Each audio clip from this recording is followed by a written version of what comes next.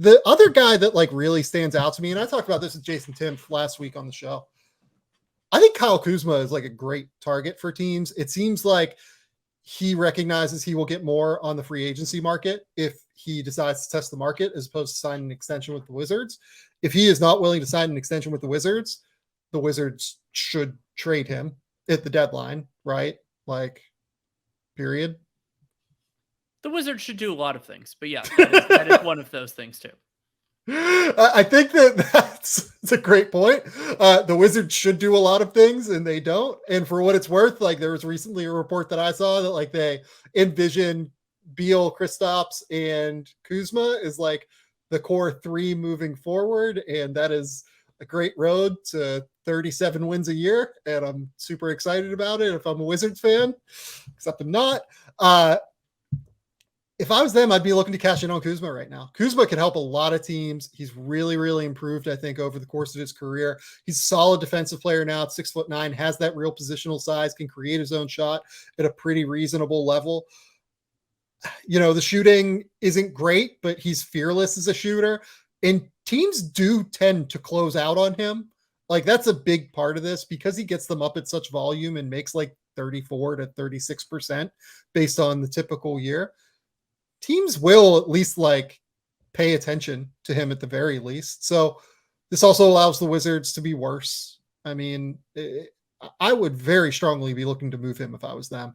And you know, it's the same teams that are in on Bojan, the Hawks, the Pelicans, you know, all those teams should be in on Kuzma as well.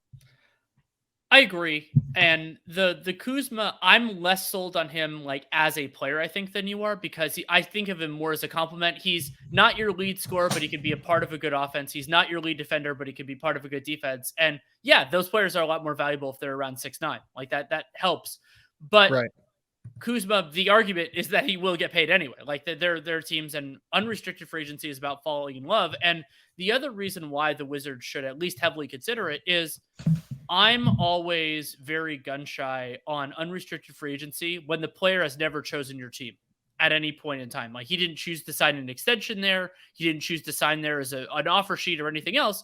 And so this is a great point. How do you know that even if the offers are the same, that you're going to get him? And so if the Washington Wizards have overpaid before, and they may overpay again this same offseason with a different player, Kristaps Porzingis. So you're taking a larger risk. There is not necessarily a reason to believe that Kyle Kuzma is connected to your organization sufficiently that he's going to do that. And I always think about the third contract as so definitive because that's when players get to exert their preferences in the matter really for the first time in their career.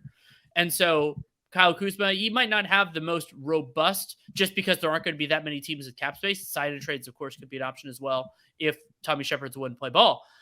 But that does lead to him being a logical trade target. And like John Collins, it's interesting you brought up Collins and Bogdanovic. A lot of these guys, they're good complementary players. It's just what kind of team are you trying to complement? What kind of star player are you trying to complement? And yes. Kuzma, the other part to remember is it took him longer to get into the league. So this contract is going to cover the remainder of his prime. It's going to be his age. Let's say it's a 4-year deal, 28, 29, 30, and 31. So yep. That means Kuzma is going to be looking for a big payday and probably his last real big one. And it's going to be you getting those years. And so it's kind of going to be, you know, depending on how you see it, the crest and then the post crest, or if maybe these are his best years, then we'll have to see at that point. But Kuzma will definitely draw interest. And one thing to mention is like, I'm lower on the concept of Kyle Kuzma than most.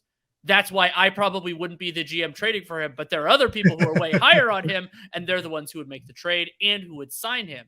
And so you get these factors pulling in the same direction.